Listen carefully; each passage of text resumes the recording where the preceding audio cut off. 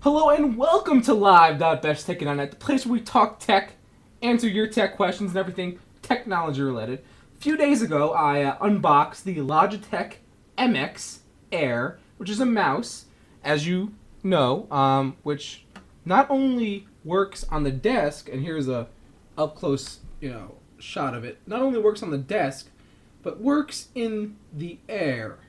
Now, what's really cool about this mouse, I'm going to do a little review on it. I just want to talk about a few things that I like about it. First things first, it's very smooth. It really is smooth. It has a lot of options, and it works on OS 10 and Windows. But what I did notice is that the OS 10 software does not come with the device itself. You actually have to download it online through Logitech's website in order to have full capabilities of the mouse on OS 10. It's the first thing I noticed. I did have an MX Revolution before this mouse, so I did have the Logitech Control Center installed. But if you don't have one of these mice beforehand, you're going to have to install the Logitech Control Center for OS 10. First thing I noticed, does not come standard with the OS 10 software. I'm not sure if I like that too much. Aside from that, it has a number of nice features that are built in. One of the nice things I like is the scroll. The scroll on this thing is extremely smooth. One of the things I noticed though, while it's really smooth, it goes very fast. So the default setting on the scroll should be readjusted to go one notch down.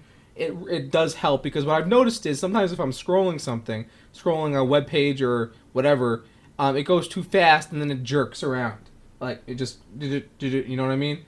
So it has to be adjusted a little bit. That's the first thing. But the click, the right click, the left click are nice. They're not too hard to push.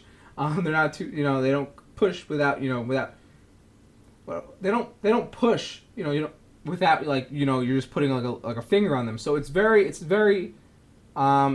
easy to use in terms of the way the sensitivity is. If you like the feel of a actual scroll, as you'll notice, it doesn't have an actual scroller.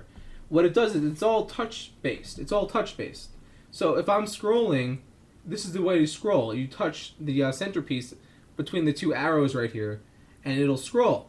So that's the first thing. If you like an actual scroller, like on the MX Revolution that's over there, this mouse isn't for you. Also, it has a number of other features. You can control the volume. You can play, if you have it like iTunes open or something, you can play and pause tracks. You can select things, and you can go back like on a web page and whatnot. I'm going to pull up the control panel really fast. I'm going to go through a few of the different things that I've noticed. It has a, where is it? Here. It has a feature called Shake, which is by default disabled, but what happens is you can enable it, and it's kind of weird because basically you can carry out a particular action, so to speak, by shaking the mouse in a particular direction, which is kind of cool. So I haven't messed with it too much, but from what I understand, it's disabled by default, and you can basically set up an action, like if you wanted to use expose or something, you could do something with the mouse and it could set that up. It's kind of neat. Of course, it has the volume control, the play, the pause. You can set up the gesture for the mouse movement either to be horizontal or vertical for volume. So if, let's say, you wanted to go this way to increase volume and this way to decrease, or you can go this way to increase or this way to decrease, whatever you choose. What else? It has something called like cruise control, basically. So it's like a single click without having to move your mouse. So let's say you wanted to click a button or scroll and continue to scroll up the document, cruise control will do it. It's kind of neat. But is it really that useful? Probably not. I mean, most people probably aren't going to use this. Also, as I said, it has the right-left click and also the scroll. What do I think about this mouse? Like I said, it works in the air. By the way, it works in the air, and it's actually pretty decent. I mean, I can navigate. I should show you the screen, but I can't right this second. But basically, it'll work. Right now, I'm navigating my screen just by using it in the air.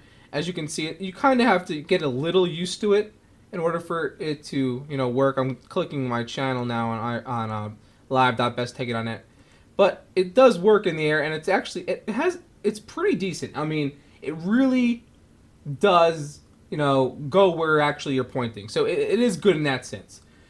What would you use this for in the air? Well, it'd be useful for maybe a PowerPoint presentation. You know, that's probably the best way I can think of it. Instead of having to buy one of those extra, you know, presentation clickers that goes through the slides, this will do it, obviously, and it works.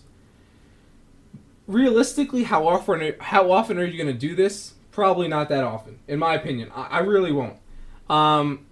Most of the time I'm going to be using it on the mouse pad thing, on the mouse pad that I have over here. Was it worth $129, $125 that I paid for it at Amazon.com? Probably not. To be realistic here, it's a nice mouse. Don't get me wrong. I really like it a lot, and it is. I'm going to be using it daily, but I don't think it's really worth the $125 that I paid for it. The MX Revolution, which is another great mouse, has come down in price a lot. It used to be around $100 some odd dollars. Now it's roughly $75. So if you're looking to get a good mouse, I like Logitech equipment. I use a Logitech keyboard, the Dinovo Edge, and I also use a Logitech webcam along with the MX Air now. And I love their products. Just I don't think this mouse is worth $125. That's the bottom line. And if you have to really shop around to find it for that price. Most places have it for like $149. One other thing I wanted to point out was that when I was using this the other day, one of the things I don't like about it, major thing I don't like about it, is the fact that you have to, it doesn't always show. Right here is where it shows the